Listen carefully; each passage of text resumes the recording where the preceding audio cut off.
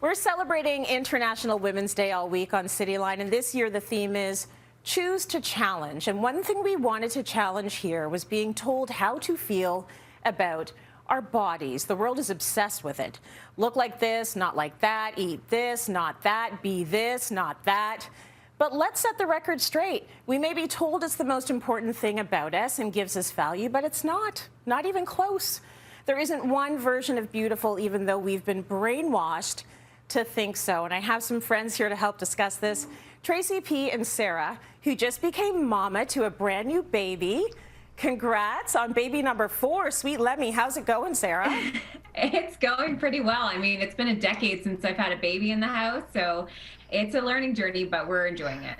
Okay, I'm going to start with you because you're coming from a very interesting perspective right now, being newly postpartum. So how would you describe your relationship with your body right now? And tell us about choosing to document it all, the pregnancy body and the postpartum body, on social media. Yeah, I'll be honest. The darkest season in my body in history has been through my last 3 pregnancies before this, that postpartum season, that struggle through stretch marks and loose skin and what postpartum looks like. So I knew getting pregnant now was a really great time for me to kind of showcase what pregnancy can really look like and what it can really feel like and what real postpartum looks like for me. And it's been, I mean, regardless of what you look like, pregnancy is so praised and so adored. And no matter where you are in your self-love journey, it can be difficult to go and leave that constant validation about how glowing you are and how beautiful you look into, what is postpartum, which is a lot more challenging. So I'm kind of there right now. I'll be honest. It's kind of feeling like you've gone to the party and you're the big balloon, and now it's popped and you're starting to digest real life and real body after that. I so appreciate that, for sure. Now, Tracy P., you're a champion of inclusive sizing and celebrating the body you are in. But has it always been this way? What do you wish you could tell younger Tracy P. about her body image? No, it's not always been this way. Believe me. I've said it before on this show, and I continue to say it.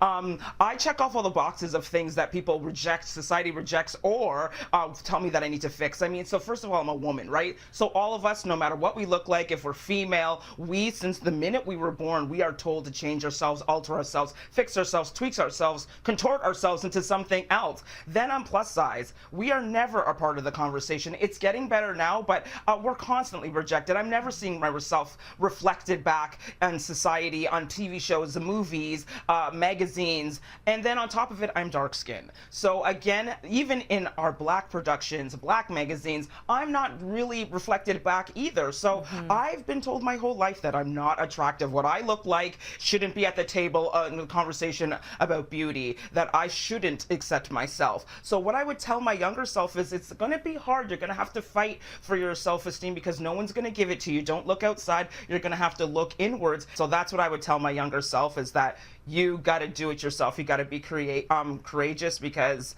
if you're looking for other people to validate you, you're never going to get there.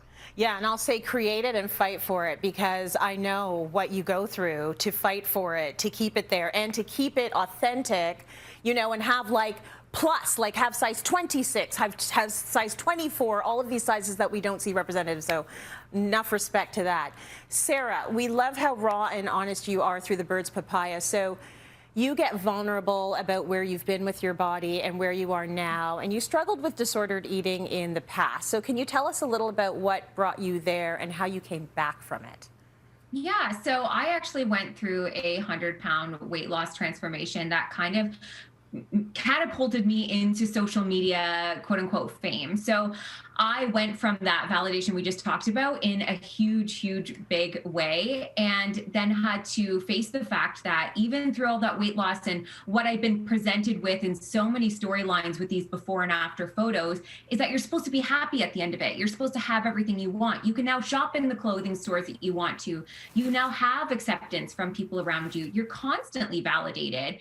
What went on inside was completely opposite of that. I had more fear and anxiety and dissatisfaction around my body than I had ever before. So it truly was through kind of getting rock bottom with it and having to come back and learning through other people. There's been so much groundwork that has been laid over generations by women who have had conversations around diet culture and the damages it can have when we seek it in such damaging ways. And the fact is, it's one of those things that has such a huge amount of what's the word for it? There's a lot of risk factor when you get into dieting, and it's not talked about. It's not talked about enough. And so people go into it willy-nilly, where everything else, I mean, you can't pick up a cigarette package without a warning on it, but you can pick up diet products anywhere, and it can be really easy to fall down in these slippery slopes. Okay, 100%. I want to pick up there what you said about diet culture, because there are folks, and Tracy, you and I talked about this a little bit, there are folks that are very happy in their bodies and positive about their body, but decide they want to do a juice cleanse, run on a treadmill, or, you know, start to sort of do things for themselves to make them feel more healthy, make them feel better. There's been a lot of pushback. So I want to talk a little bit about loving yourself, but making space for doing all of the things you want to do with your body.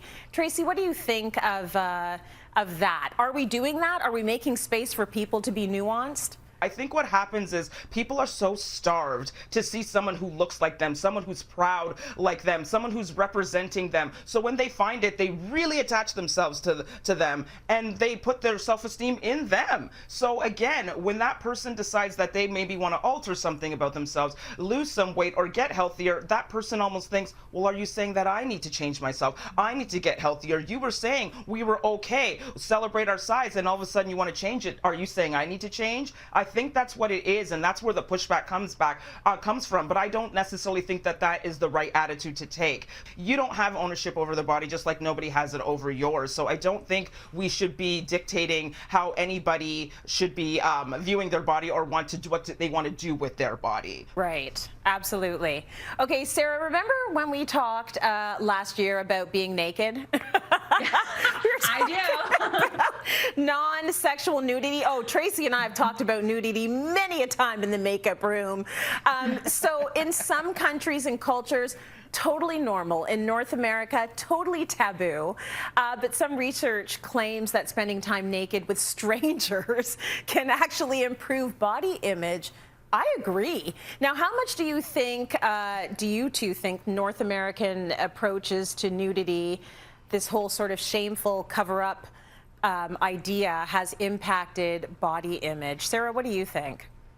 Well, I honestly, for me, my own story came from kind of revealing a little bit, and not in a sexual way, but just like showing my stretch marks, showing my postpartum body, showing my cellulite, and really acknowledging a lot of these things. I love the saying that once a secret is told, it kind of loses its power. And that's how it felt for me. It felt like my body was a secret. And then once it kind of was out there, I was able to start living and existing. But kind of going back to Tracy P's comment, everyone kind of gets to choose for their own body. So for me, I am a huge champion of, if you want to wear like a full muumuu, I don't really care what you're wearing, however you want to show up. The point is that you did. Listen, I can talk to you ladies forever about this topic, and we will pick it up again. Like, I have about 17,000 more questions for you, but we will pick it up again at another time. And Tracy P and Sarah, thank you so much for joining us. Love hearing these perspectives on